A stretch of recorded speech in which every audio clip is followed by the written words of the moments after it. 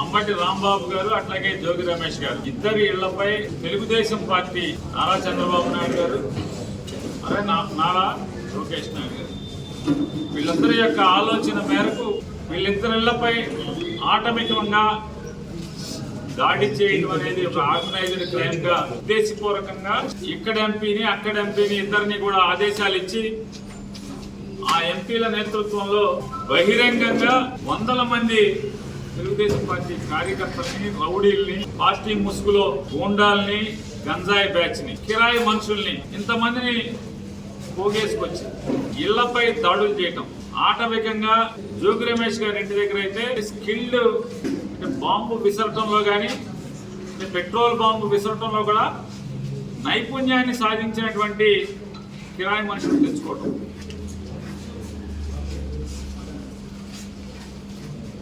ఇవన్నీ పోలీసుల సమక్షంలో జరగటం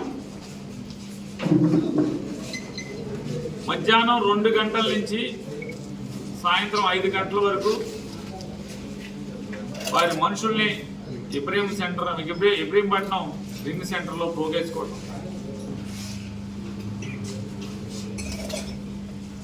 ఈ ప్రాంతంలో అల్లరి మోకలు చైన్ బ్యాచ్లు గంజాయి బ్యాచ్లు కిరాయి మూటాలు చెలరేగకుండా అసాంఘిక శక్తుల్ని కంట్రోల్ చేయాల్సినటువంటి పోలీస్ వ్యవస్థలోని కొంతమంది అధికారులే దీని ప్రోత్సాహకరంగా ఈ కార్యక్రమాలన్నింటినీ కూడా ప్రోత్సాహకరంగా అండదండలుగా ఉండటం అంటే నేర పరిశీలన చేయటానికి కూడా పోలీసింగ్ జరగదు, సక్రమమైన పోలీసింగ్ జరగదు. ఎలా క్రైమ్ ఎలా అరికడతారు మీరు? సార్ ఈ ఉద్యోగం కాదు ఇంకో ఉద్యోగం చేసుకోవచ్చు. రాజశేఖర బాబు గారు చాలా మంది ఐఏఎస్ ఐపీఎస్ ఇది నచ్చక రిజైన్ చేసి వెళ్ళిపోయి చాలా పెద్ద పెద్ద కంపెనీల్లో పెద్ద పెద్ద ₹1 కోటి జీతానికి 2 కోట్ల జీతానికి చేస్తున్నారు. కానీ మనం ఉండగా మన నాయకత్వంలో ఈ వ్యవస్థ పోలీస్ వ్యవస్థ ఈ రాష్ట్రం లా అండ్ ఆర్డర్ ఈ రకంగా దిగజారిపోతే మీరు అంత గొప్పగా కష్టపడి మీ అమ్మా నాన్నగారి కష్టాలతో మీరు చదివి అంత గొప్పగా మీరు కష్టపడి చదివి ఐపీఎస్ పాస్ అయ్యి ఇంత గొప్ప ఉద్యోగం తెచ్చుకుంటే సమాజాన్ని మీ నాయకత్వంలో ఈ రాష్ట్రం లేదా ఈ పోలీస్ కమిషనరేట్లో ఉత్సపోయాల్సింది క్రైమ్ చేయటానికి ఉత్సపోయాల్సినటువంటి నేరగాళ్లు ఈ రకంగా బరి తెగించి మీ పోలీసులు ఉండగానే ఇలా నేరాలు చేస్తే నేరం జరిగింది కనీసం క్రైమ్ కూడా సరైన క్రైమ్ సెక్షన్లో వేసి కట్టకపోతే ఎవరు ఏం కంట్రోల్ చేస్తారు? నేరస్తులు ఇంకేం కంట్రోల్ చేస్తారు? నేరాలు ఇంకే నేరమయం కాక ఏమవుతుంది? హరీష్ కుమార్ గారు గుప్తా గారిని కూడా అడుగుతున్నాను. సార్ మీరు హ్యాపీ, మీరు రిటైర్ వెళ్ళిపోతారు, కానీ రేపొద్దున భవిష్యత్తులో హైకోర్టు సుప్రీంకోర్టు ఈ జరిగిన సంఘటనల మీద రీఎంక్వైరీ చేస్తే ఎవడు పాప అమాయకులైన ఎస్ఐలు సిఐలు కదా వెలైపోయేది. సరిగ్గా నేరాన్ని నమోదు చేయక సరైన సెక్షన్ల కట్టగా నేరస్తుల్ని బిగించక ఈ రీఎంక్వైరీలో రేపు ఇబ్బంది పడేది ఎవడు? అమాయకులైన ఎస్ఐలు. మీకేం పోయింది హరీష్ కుమార్ గుప్తా గారు, రాజశేఖర బాబు గారు? మీరేం పోయింది? హ్యాపీగా మీ ఉద్యోగం మీరు చేసుకుంటారు, మీరు ఐపీఎస్ మీరు వెళ్ళిపోతారు. మీరు ఎక్కడ సంతకం కానీ ఆర్డర్ గానీ ఉండదు.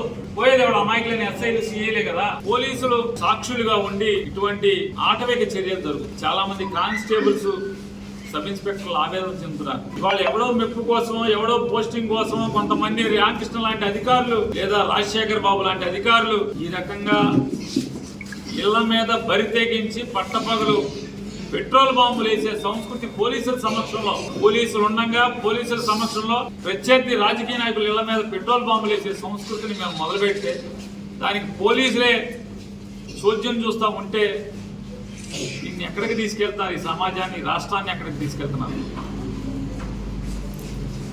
అది ఎందుకురా గతి లేక మనం కాకి యూనిఫామ్ వేసుకోవటమని కానిస్టేబుల్స్ కానీ సబ్ ఇన్స్పెక్టర్లు కానీ వాళ్ళ ఆవేదన చెందే పరిస్థితి. రాజశేఖర బాబు గారిని అట్లాగే గుండం రామకృష్ణ గారు, మీరు రేపో మాపో రిటైర్ అవ్వచ్చు రామకృష్ణ గారు, కానీ మీరు రిటైర్ అవుతా ఈ దిక్కుమాలిన పోస్టింగ్ కోసం ఈ రాష్ట్రంలోని పోలీస్ వ్యవస్థని, రాష్ట్రంలోని లాండ్ ఆర్డర్ని ఏ స్థాయికి దిగజారుస్తున్నారు. మిమ్మల్ని సబ్ ఇన్స్పెక్టర్గా కూడా చూసాం, సిఐగా కూడా చూసాం, కానీ ఆ రోజుల్లో ఇట్లా చెడిపోయి లేరు మీరు. ఈ స్థాయిలో ఎక్కడ మాకు ఎప్పుడు కనపడలేదు మీ ఉద్యోగంలో. ఈ పోకడు ఎవరి కోసం, ఎందుకోసం మీరు ప్రమాణం చేసేసుకున్నటువంటి కాకి యూనిఫామ్ ఈ రకంగా దిగజారుస్తున్నారు. లాఠీ చార్జ్ చేయక్కర్లేదా అని అడుగుతున్నాను. ఎన్నో ఆశలతో ఈ కాకి యూనిఫామ్ కోసం ఎంతో కష్టపడి వచ్చాం. చివరికి దిక్కుమాలిన ఉద్యోగం, గతి లేక, వయసు దాటింది, పిల్లం పిల్లలు ఉన్నారు, బజార్ని పడేయలేం, ఏం చేస్తామని మనసు చంపుకుని వాళ్ళు పోలీసింగ్ చేసే పరిస్థితిలో ఉంటే ఎలా సార్ ఇది? మీరు రిటైర్ అయ్యాక ఇక్కడ ఉండరు, మీ రాష్ట్రం మీరు వెళ్ళిపోతారు. రాజశేఖర్ బాబు గారు రిటైర్ అయ్యి హైదరాబాద్ వెళ్ళిపోతారు. ఈ రాష్ట్రం గురించి పట్టించుకునేది ఎవరు? ఈ రాష్ట్ర భవిష్యత్తు కోసం ఆలోచించేది ఎవరు?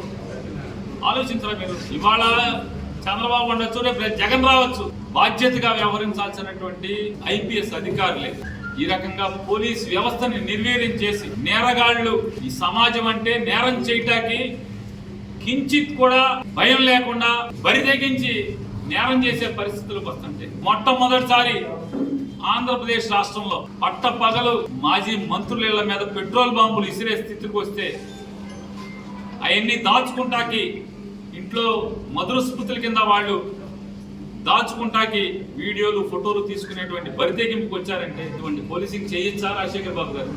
ఇట్లా ఏకపక్షంగా నేరస్తుల్ని సమర్థిస్తూ అధికార పార్టీని, ప్రభుత్వాన్ని తప్పులు చేస్తున్నటువంటి అధికారులని, పెద్దలను ప్రశ్నించే వాళ్ళని ఈ రకంగా దాడులతో భయభ్రాంతులు గురి చేసి తద్వారా రాజకీయ పబ్బం గడుపుకుందాం అనుకుంటే, నారా చంద్రబాబు నాయుడు గారికి, లోకేష్ నాయుడు గారికి కూడా చెప్తున్నాను, పోలీసు నమ్ముకుని పోలీసు మీద ఆధారపడినటువంటి ఏ ప్రభుత్వం బతికి బట్టకట్టింది లేదు చంద్రబాబు నాయుడు గారు. ఇవాళ మీరు నేరాలు చేస్తుంటే, మీరు ధ్వంసాలు చేస్తుంటే, ఇల్లు గృహ దహనాలు చేస్తుంటే బరి తెగించి ఇళ్లలోకి దూరి జొరబడి వ్యక్తుల్ని అత్యాయత్నం చేస్తుంటే పోలీసు ఇవాళ ఖాళీగా ఏమీ చూడనట్టు ఉండొచ్చు. ఇంకో సంవత్సరం ఆగండి, శుభ్రంగా గోడ మీద ఎక్కి కూర్చుంటారు. మీరు తనుకు సావంటారా అని చెప్పి చెప్పకపోతే అప్పుడు అడుగు, మాకు కనుకొడతారు, మీకు కనుకొడతారు. రేపు ఎవడొస్తాడు ఏంటి మనకెందుకు అని చెప్పని రేపు కనుకొడతారు పోలీసులు. అదే అమాయకులు ఏంటి వాళ్ళు?